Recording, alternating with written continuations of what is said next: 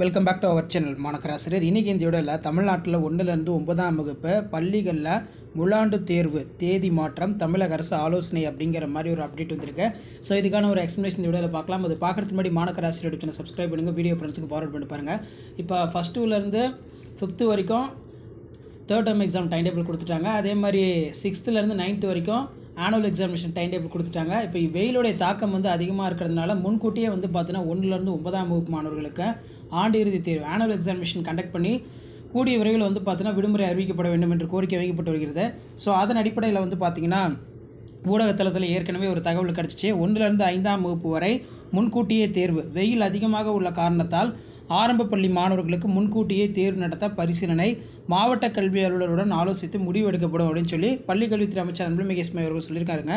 அது மட்டும் இல்லாமல் பார்த்தீங்கன்னா இப்போ 6th-லேருந்து 9th வரைக்குமே முன்கூட்டியே மெயினாக பார்த்தீங்கன்னா ஆண்டு இறுதி தேர்வு ஆனுவல் எக்ஸாமினேஷன் பார்த்தீங்கன்னா கண்டக்ட் பண்ணி விரைவில் பார்த்தீங்கன்னா விடுமுறை அறிவிப்பு வெளியிட வேண்டும் அப்படிங்கிற மாதிரி கோரிக்கை வச்சுருக்காங்க. ஸோ அதன் அடிப்படையில் ஊடகத்தளத்தில் வெளியான தகவல். ஸோ இதான் அந்த அப்டேட்டு. வெயிலுடைய தாக்கம் அதிகரித்துள்ளதால் ஆரம்ப பள்ளி மாணவர்களுக்கு முன்கூட்டியே தேர்வு நடத்த பரிசீலனை செய்ய வேண்டும் என்ற பள்ளி கல்வித்துறை அமைச்சர் அன்புமணி பொய்யாமொழி அவர்கள் பார்த்தீங்கன்னா கருத்து தெரிவிச்சிருக்காங்க. ஸோ இதில் மெயினாக என்ன சொல்கிறாங்க அப்படின்னா, ஸோ இந்த இடத்துல மென்ஷன் பண்ணியிருக்காங்க, அரசு உதவி பெறும் தனியார் பள்ளிகளுக்கு 1லேருந்து 9ஆம் வகுப்பு மாணவர்களுக்கு ஆண்டு இறுதி தேர்வுக்கான அட்டவணையை பள்ளி கல்வித்துறை ஏற்கனவே ரிலீஸ் பண்ணிட்டாங்க. 1ஆம் வகுப்புலேருந்து 5ஆம் வகுப்பு மாணவர்களுக்கான முழாண்டு தேர்வு ஏப்ரல் 9ஆம் தேதியிலிருந்து 21ஆம் தேதி வரையில் நடைபெற உள்ளது அப்படிங்கிற மாதிரி ஷெடியூல் ஏற்கனவே கொடுத்துட்டாங்க. ஸோ ஏற்கனவே பார்த்தீங்கன்னா டைம் டேபிள் பார்த்தீங்கன்னா கொடுத்துட்டாங்க. மெயினாக 1ஆம் வகுப்புலேருந்து 5ஆம் வகுப்பு மாணவர்களுக்கு முழாண்டு தேர்வு ஏப்ரல் 9ஆம் தேதி முதல் 21ஆம் தேதி வரை நடைபெற உள்ளது அப்படின்னு சொல்லியிருக்காங்க. அதே போல் 6, 7, 8, 9ஆம் வகுப்புகளுக்கு ஏப்ரல் 8ஆம் தேதி தொடங்கி 24ஆம் தேதி வரையும் ஆண்டு இறுதி தேர்வு நடத்தப்படும். அதாவது ஏப்ரல் 8ஆம் தேதி தமிழ் பாடத் தேர்வு, 9ஆம் தேதி ஆங்கிலம், 16ஆம் தேதி கணக்கு, 17ஆம் தேதி விருப்பமொழி, அதே மாதிரி 22ஆம் தேதி விளையாட்டுக் கல்வி, 23 பார்த்தீங்கன்னா 6, 7 வகுப்புகளுக்கு மட்டும் சமூகவியல், 24ஆம் தேதி 8, 9ஆம் வகுப்புகளுக்கு மட்டும் அறிவியல் பாடத்தேர்வு நடத்தப்படும் அப்படிங்கிற மாதிரி அறிவிச்சிட்டாங்க.